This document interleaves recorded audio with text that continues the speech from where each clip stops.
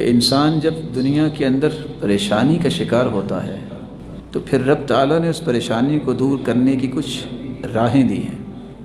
ایک وقت تھا کہ اللہ کے رسول صلی اللہ علیہ وآلہ وسلم کو یکے بعد دیگرے مختلف غموں کا سامنا ہوا۔ آپ کی زندگی کا مقصد تو اللہ کے ساتھ جوڑنا تھا۔ بیوی بھی فوت ہو گئی، چچا بھی فوت ہو گیا، مکے والوں نے مکہ میں رہنا بھی تنگ کر دیا، شیب ابی طالب میں محصور ہو کے رہ گئے، سوشل بائیکاٹ ہو گیا، کوئی مل نہیں سکتا، کوئی آ نہیں سکتا، کوئی جا نہیں سکتا۔ وہاں سے فارغ ہوئے، طائف کی طرف گئے تو وہاں کے گماشتوں نے بھی اس پیغام کو ٹھکرایا، بلکہ صرف ٹھکرایا نہیں، آپ کے پیچھے لگا دیا لوگوں کو، یہاں تک کہ منیب ازدی کہتے ہیں کہ مٹی پکڑ کے لوگ صرف پھینکتے نہیں تھے، فَمِنْهُمْ مَنْ حَثَ عَلَيْهِ التُّرَابِ وَمِنْهُمْ مَنْ سَبَّهُ وَمِنْهُمْ مَنْ تَفَلَ۔ ایسے بدبخت بھی تھے جو آپ کو دیکھ کے جہاں طائف والے پتھر پھینکتے، جہاں مٹی پھینکتے، گالیاں دیتے، وہاں آپ صلی اللہ علیہ وآلہ وسلم جیسا چہرہ انور تو اللہ نے پیدا ہی نہیں کیا۔ اس چاند کی طرف دیکھ کے یہ بدبخت اور بد نصیب تھوک دیتے۔ ایک ایسا وقت بھی آیا، کسی نے کہا کہ اس کا تو نسب ٹھیک نہیں ہے، اللہ کے رسول کو یہ کہنا پڑا، وَلِدْتُ مِن نِكَاحٍ لَا مِن سِفَاحٍ مِن لَدُنْ آدم، میں نکاح سے پیدا ہوا، آدم سے لے کے میرے باپ تک میرا نسب نامہ پاک صاف ہے۔ اس قدر غموں کی کیفیت کے بعد اللہ تعالیٰ نے ایک نئے سفر کی تیاری کروائی۔ جبریل امین کو اس وقت بھی بھیجا تھا جب آپ بالکل بچے تھے، جوان ہو رہے تھے، آپ بکریوں کو لے کے گئے، کس طرح آپ کو لٹا کے جبریل امین نے اس وقت بھی دل کو نکالا، زمزم سے دھویا اور دوبارہ بند کر دیا۔ اللہ ذوالجلال نے اس نئے سفر کی تیاری کے لیے دوبارہ سے یہ کام کروایا۔ جبریل امین تشریف لائے، گھر کی چھت کھلی اور وہ قصہ شروع ہو جاتا ہے جس میں سبق میں لانا چاہتا ہوں۔ سب سے پہلے جبریل امین نے آپ صلی اللہ علیہ وسلم کے سینہ اطہر کو چیرا، ناف تک، دل کو نکالا، زمزم سے دھویا اور ایمان اور حکمت کا بہت بڑا تشت جو ہے سونے کا وہ انڈیل دیا۔ یہ وہ سفر تھا جب زمین تنگ آ جائے، جب زمین میں انسان کو تنگی اور ترشی کا سامنا ہو تو پھر اس سے رابطہ کرنا چاہیے۔ اللہ ذوالجلال کے پیغمبر نے بھی رابطہ ہی کیا۔ اللہ نے زمین کی سیروں کے ساتھ ساتھ آسمانوں کی سیروں کا بندوبست کر دیا۔ ایسا ہی ہوا، براق جو گدھے سے بڑی تھی اور خچر سے چھوٹی اور کمر اس کی بہت لمبی تھی، سفید رنگ کی، جبریل امین نے لا کے کھڑی کر دی۔ حکم ہے اللہ تعالیٰ کا، جو ہی اللہ کے رسول اس پہ بیٹھنے لگے، فاستحیت من، آج تک اس پر کوئی سوار نہیں ہوا تھا، وہ حیا کرتے ہوئے پیچھے ہٹ گئے۔ جبریل کہتے ہیں اس پیغمبر سے بھی حیا، سوار ہوئے، جبریل بھی ساتھ ہی سوار ہوئے، ایک قدم اٹھاتی اور جہاں تک نظر انسان کی جاتی ہے قدم وہاں جا کے رکھتی۔ وہ سفر جو 40 دن کا سفر تھا مکہ اور بیت المقدس کا، آنن فانن رسول اکرم صلی اللہ علیہ وسلم کو لے کر یہ براق بیت المقدس پہنچے۔ انبیاء علیہم السلام موجود تھے۔ اللہ کے رسول صلی اللہ علیہ وسلم سواری کو باندھنے لگے۔ جبریل امین علیہ السلام نے کیسا پر لگایا اور پتھر میں سوراخ کیا، کہا یہاں نہیں، آپ نے یہاں باندھنا ہے۔ پھر آپ نے تمام انبیاء کو نماز پڑھائی۔ وہاں سے پھر اگلا سفر اللہ کے رسول صلی اللہ علیہ وسلم کو لے کر، سبحان الذی اسری بعبدہ لیلا من المسجد الحرام الی المسجد الاقصی۔ وہاں سے پھر آسمانوں کی سیر، پہلے آسمان پر پہنچے۔ کون ہے؟ جبریل امین نے جواب دیا، جبریل ہوں۔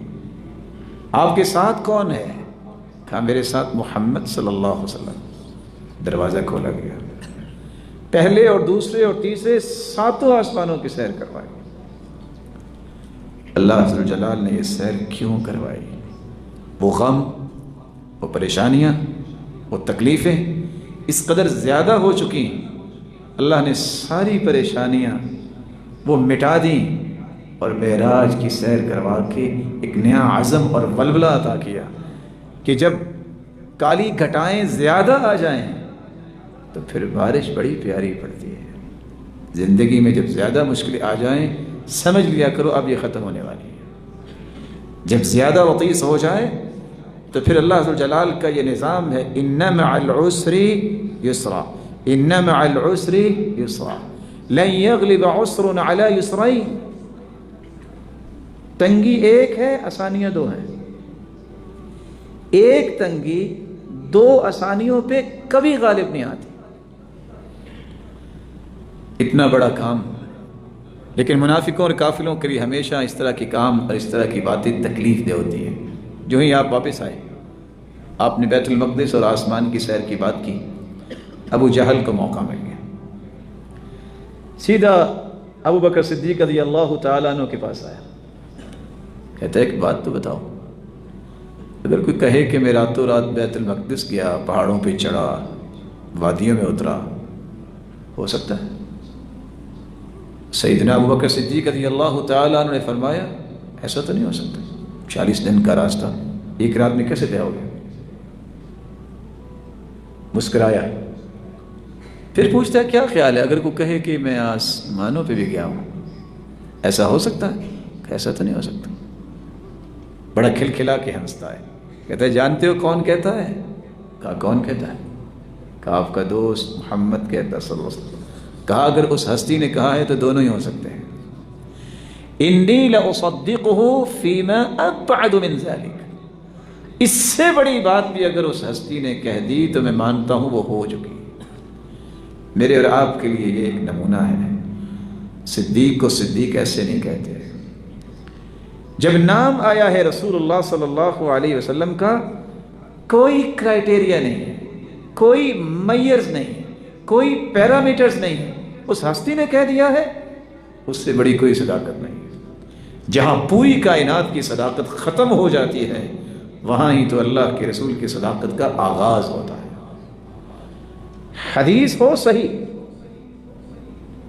وہ قابل ڈیبیٹ نہیں ہے۔ آج آپ دیکھتے ہیں لوگ کہتے ہیں اس پہ ڈیبیٹ ہوگی، اللہ کے رسول سے ثابت ہونے والی بات قابل ڈیبیٹ نہیں، قابل ڈیبیٹ اس شخص کا ایمان ہے جو کہتا ہے کہ میں حدیث پہ ڈیبیٹ کروں گا، اور ایمان اس کو کہتے ہیں۔ یہ سیدنا ابو بکر صدیق رضی اللہ تعالیٰ عنہ نے ثابت کر دیا کہ اللہ کے رسول نے کہا ہے، پھر دونوں ہی ہو سکتے ہیں۔ یہاں ایک اور راز کی بات بھی اللہ جل جلال نے ایک دکھائی، جنت بھی دکھائی، جہنم بھی دکھائی۔ جب وہ سوال کر رہے تھے بیت المقدس کے متعلق، ان کا مقصد تو یہ نہیں تھا کہ ہم دیکھیں کہ بیت المقدس کیسی ہے، وہ تو جھٹلانے کا بہانہ تلاش کر رہے تھے۔ سوالات شروع ہو گئے، اللہ کے رسول فرماتے ہیں کہ جب سوالات شروع ہوئے تو انسان رات کو جائے تو یہ سوچ کے تو نہیں جاتا، اللہ کے حکم سے گئے کہ ایک ایک دروازے اور ایک ایک چیز کے بارے میں سوال کیا جائے گا، لیکن اللہ اپنے بندوں کو اکیلا نہیں چھوڑتا۔ اللہ عز و جلال نے پوری بیت المقدس اپنے پیارے پیغمبر کے سامنے کر دی۔ روایت کے الفاظ ہیں، دیوار پہ اللہ کے رسول صلی اللہ علیہ وسلم کو جہنم بھی دکھائی گئی جس طرح نماز میں۔ آج پروجیکٹر پہ دیکھتے ہیں نا لوگ، آج پروجیکٹر پہ لوگ دیکھتے ہیں نا قرآن بھی اور حدیث بھی اور سب کچھ، اللہ تعالیٰ نے اس وقت اپنے پیغمبر کو دکھا دیا۔ ایک ایک چیز جو پوچھ رہے تھے اللہ کے رسول بتا رہے تھے۔ لیکن مزے کی بات دیکھیے، مومن تو اللہ کے رسول کی بات سن کے ایمان لے آتا ہے، کافر اور منافق پھر بھی نہیں مانا۔ دوسری بات جو معراج پہ جا کے اللہ کے رسول کے سامنے پیش کی گئی، آپ کے سامنے ایک پیالہ بیت المقدس کے پاس بھی شراب کا اور دودھ کا پیش کیا گیا، اللہ کے رسول نے وہاں بھی دودھ لیا۔ بعض روایت میں آتا ہے شہد کا پیالہ بھی تھا۔ معراج پہ جب گئے تو پھر 2 پیالے پیش کیے، شراب کا بھی دودھ کا بھی۔ اللہ کے رسول صلی اللہ علیہ وسلم نے دودھ کا پیالہ لے لیا۔ جبریل نے جب یہ دیکھا تو فوراً کہنے لگا اصبت الفطرہ، آپ نے فطرت کو اختیار کر لیا ہے. وَلَوْ أَخَذْتَ الْخَمْرَ لَغَوَتْ أُمَّتُكَ. اگر آپ شراب لے لیتے تو آپ کی پوری امت گمراہ ہو جاتی. بڑے کی غلطی پوری قوم کی غلطی ہوتی. آپ صلی اللہ علیہ وآلہ وسلم کو اس پوری سیر کے اندر صرف دودھ پسند آیا اور دودھ پینے کا موقع ملا.